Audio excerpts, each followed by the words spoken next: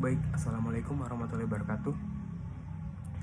Perkenalkan, kami dari kelompok 7 PPSDM ingin mempresentasikan materi dari kelompok kami, yaitu laporan evaluasi pelatihan efektif berkomunikasi dengan pelanggan menggunakan metode Kurpatrick pada perusahaan maju terus. Adapun nama-nama anggota kelompok kami yaitu Marcella Rede Bulawan L, Muhammad Fadil April Bestari, Ratu Multi Sunanda, Nadila Felina, dan saya sendiri Umar Khalid Burhanuddin sebagai moderator pada kali ini. Adapun yang melatar belakangi materi dari kelompok kami yaitu dalam dunia bisnis yang semakin kompetitif, pelayanan pelanggan yang berkualitas tinggi menjadi salah satu faktor utama keberhasilan perusahaan. Pelanggan kini menuntut tidak hanya produk yang baik, tetapi juga layanan yang profesional, ramah, dan cepat tanggap. Menjawab kebutuhan tersebut, perusahaan maju terus mengadakan pelatihan yang bertajuk efektif berkomunikasi dengan pelanggan untuk meningkatkan keterampilan komunikasi karyawan, khususnya dalam menghadapi berbagai situasi pelanggan secara profesional. Baik, untuk pemaparan materi selanjutnya saya serahkan kepada rekan saya. Saya Ratu Multi Sunanda ingin menjelaskan materi tentang evaluasi tingkat reaksi atau reaksi. Metode wawancara pelatihan ini berkontribusi positif dalam meningkatkan kompetensi khususnya manajemen waktu dan komunikasi efektif. Materi seperti pengaturan prioritas dan koordinasi tim langsung dapat diimplementasikan di pekerjaan. Peserta dengan latar belakang analisis data mendapatkan nilai tambahan sebagai signifikan dari topik pendelaan, produktivitas, dan visualisasi data. Selain wawancara, evaluator juga menggunakan kuesioner dengan pertanyaan terbuka. Kuesioner ini dirancang untuk menggali pandangan, pengalaman, atau pendapatan responden secara lebih bebas tanpa dibatasi oleh pilihan jawaban yang telah ditentukan. Responden diberikan keleluasan untuk mengemukakan pengalaman mereka. Teknik ini digunakan untuk melengkapi data yang diperoleh dari wawancara sekaligus memberikan peluang kepada responden yang tidak dapat diwawancarai secara langsung. Dengan komunikasi kedua metode ini diharapkan data yang diperoleh lebih kaya dan mendalam sehingga dapat memberikan gambaran yang lebih komprehensif terhadap aspek-aspek yang dievaluasi. Selain wawancara, evaluator juga menggunakan kuesioner dengan pertanyaan terbuka. Kuesioner ini dirancang untuk menggali pandangan, pengalaman, atau pendapatan responden secara lebih bebas tanpa dibatasi oleh pilihan jawaban yang telah ditentukan. Responden diberikan keleluasan untuk mengemukakan pengalaman mereka. Teknik ini digunakan untuk melengkapi data yang diperoleh dari wawancara sekaligus memberikan peluang kepada responden yang tidak dapat diwawancarai secara langsung. Dengan komunikasi kedua metode ini diharapkan data yang diperoleh lebih kaya dan mendalam sehingga dapat memberikan gambaran yang lebih komprehensif terhadap aspek-aspek yang dievaluasi. Baik, di sini saya akan menjelaskan mengenai metode evaluasi tingkat kedua, yaitu pembelajaran atau learning.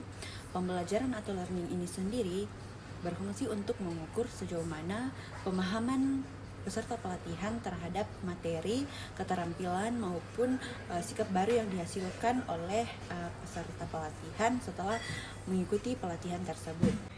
Kemudian untuk metode observasinya sendiri ada bermacam-macam, mulai dari pre-test and post-test, kemudian ada observasi, kemudian ada simulasi ataupun pemberian tugas kepada peserta pelatihan setelah mengikuti pelatihan tersebut. Namun pada kali ini saya akan memfokuskan pada metode observasi pre-test and post-test, di mana fokus utamanya mengukur kemampuan atau pemahaman peserta pelatihan sebelum dan sesudah melaksanakan pelatihan tersebut. Pada tabel di atas dapat kita lihat bagaimana hasil simulasi dari pengisian soal pre-test and post-test. Soal pre-test and post-test sendiri itu berisi 6 pilihan ganda, di mana masing-masing memuat materi yang telah dibawakan saat melaksanakan pelatihan. Dapat kita lihat bahwa terjadi peningkatan pengetahuan dari peserta pelatihan setelah melalui pelatihan tersebut. Hasil dari simulasi pengisian soal pre-test and post-test sendiri oleh peserta pelatihan, di mana nilai dari peserta pelatihan sebelum melaksanakan pelatihan yakni rata-ratanya itu 4,2, dan dites lagi setelah melaksanakan pelatihan rata-ratanya meningkat menjadi 5,6. Nah, artinya bahwa terjadi peningkatan sebesar 1,4 poin dari peserta pelatihan setelah melaksanakan pelatihan tersebut. Nah, dari peserta pelatihan itu peserta yang memiliki nilai peningkatan yang tertinggi yakni Nadila dan Ratu sebanyak 2 poin peningkatan dari tes sebelumnya. Ini membuktikan bahwa metode yang dilaksanakan atau digunakan pada saat pelatihan itu efektif dan dapat dipahami dengan baik oleh peserta pelatihan, meskipun pelaksanaannya itu dalam waktu singkat dan dalam kelompok yang kecil. Baik, saya Nadila Velina akan membahas tentang evaluasi tingkat perilaku atau behavior. Nah, tim pengamatnya ada supervisor atau HR yang sudah dilatih tentang indikator penilaiannya. Nah, observasi ada checklist dengan indikator dan skala dari 1 sampai 5. Yang pertama, indikatornya ada empati, kedua kepercayaan diri, ketiga penyelesaian masalah, dan yang terakhir ada klarifikasi kebutuhan pelanggan. Nah, selanjutnya ada penilaian aspek. Nah, penilaian aspek pertama ada empati. Contoh perilakunya yaitu mengakui perasaan pelanggan secara verbal atau non-verbal dan menghindari kalimat penyalahgunaan.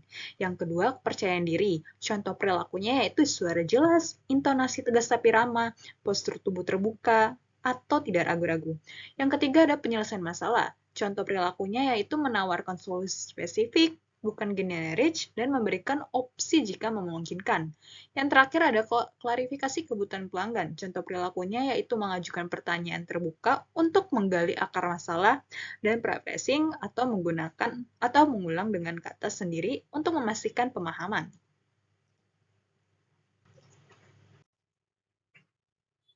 Nah, hasil observasi dan ringkasan temuannya. Hasil observasi empati, sebelumnya ada nilai skala 3, sesudah pelatihan skalanya 4,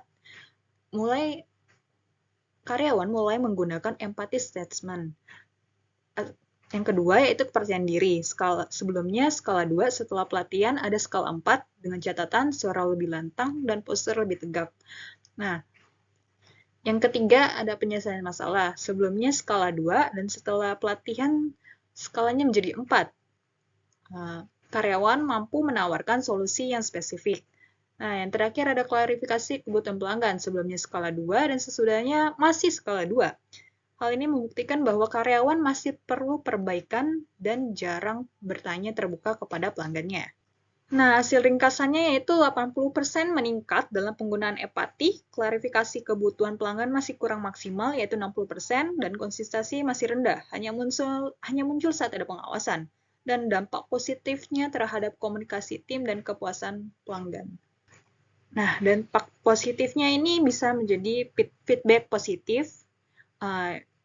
Dengan begitu, tim lebih kohesif karena komunikasi internal juga membaik.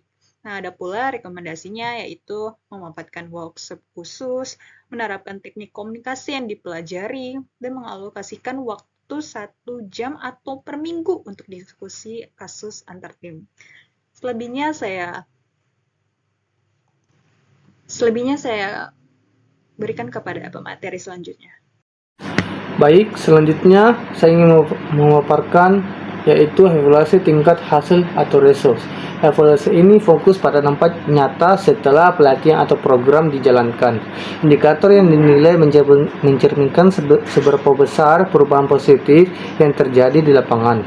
Berikut penjelasan masing-masing poin. Yang pertama itu ada kepuasan pelanggan, di mana mengukur sejauh mana pelanggan merasa puas dengan pelayanan. Kalau pelayanan makin puas, berarti pelayanannya makin bagus. Yang kedua, jumlah keluhan pelanggan, di mana semakin sedikit keluhan berarti pelayan makin membaik. Ini indikator penting buat lihat apakah ada perbaikan dari sisi komunikasi dan penanganan masalah. Yang ketiga itu konversi penjualan, di mana persentase pelanggan yang akhirnya membeli produk atau jasa setelah berinteraksi makin tinggi angkanya, makin efektif pelayanan dalam meyakinkan pelanggan. Yang keempat itu waktu respons layanan, yang dimana jumlah pelanggan yang berhasil dilayani semua periode tertentu. Kalau meningkat, tandanya produktivitas timnya naik. Yang keenam, nilai pretest atau post test, di mana digunakan untuk mengukur peningkatan pengetahuan atau keterampilan peserta pelatihan. Pretest sebelum pelatihan, post test sesudahnya. Baik, selanjutnya tabel perbandingan kinerja. Tabel ini menunjukkan data sebelum dan sesudah pelatihan serta persentase perubahan. Berikut ringkasannya.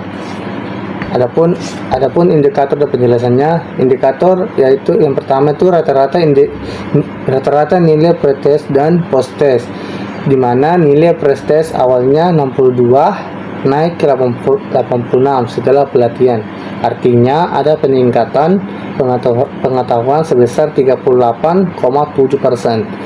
Selanjutnya yang kedua itu indikator kepuasan pelanggan, yang dimana awalnya itu 68% naik jadi sebesar 88%. Artinya makin banyak pelanggan yang puas, makin bagus, meningkat sebesar 17%. Yang ketiga itu indikator jumlah keluhan, yang dimana turun dari 46 jadi 28 per bulan. Ini penurunan dari 39%, menandakan masalah yang muncul semakin sedikit.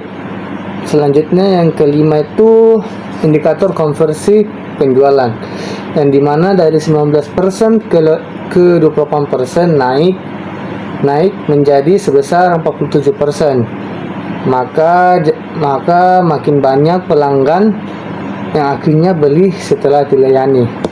Selanjutnya itu yang keenam, responnya waktu respon, yang dari 7,5 menit turun jadi 4,2 menit. Artinya ada perbaikan yang sebesar 44%. Jadi pelayanan yang jadi lebih cepat. Dan selanjutnya yang terakhir itu indikator jumlah pelanggan yang dilayani, dan dari 920 ke 1980 pelanggan, artinya naik 28%. Ini menunjukkan produktivitas tim meningkat. Selanjutnya yaitu hasil pelatihan. Yang pertama itu peningkatan kompetensi. Nilai post test naik signifikan dari 62 menjadi 86. Artinya menandakan peningkatan pemahaman. Yang kedua itu kepuasan pelanggan meningkat dari 68% menjadi 85%, yang artinya menunjukkan perbaikan dalam pelayanan. Yang ketiga itu penurunan jumlah keluhan, dari 46 menjadi 28 keluhan per bulan. Hasilnya langsung dari komunikasi yang lebih baik. Yang keempat itu efisiensi dan konversi penjualan meningkat. Yang dimana itu yang pertama itu waktu respons lebih cepat. Yang kedua itu konversi naik dari 19% ke 28%. Yang terakhir tuh yang kelima, produktivitas tim naik, di mana tim melayani lebih banyak pelanggan dalam waktu yang sama. Sekian dari saya. Assalamualaikum warahmatullahi wabarakatuh. Adapun kesimpulan dari materi kami pada hari ini yaitu pelatihan efektif berkomunikasi dengan pelanggan berdampak positif dalam meningkatkan kemampuan komunikasi karyawan. Evaluasi dengan model Kirkpatrick menunjukkan hasil baik di semua aspek. Peserta puas, pemahaman meningkat, perilaku mulai berubah, dan kinerja tim membaik. Pelatihan ini juga berkontribusi pada peningkatan kepuasan pelanggan, penurunan keluhan, serta efisiensi layanan. Baik, sekian pemaparan materi dari kelompok kami. Kurang dan lebihnya mohon dimaafkan. Wabillahi taufik wal hidayah. Wassalamualaikum warahmatullahi wabarakatuh. Audio Jungle.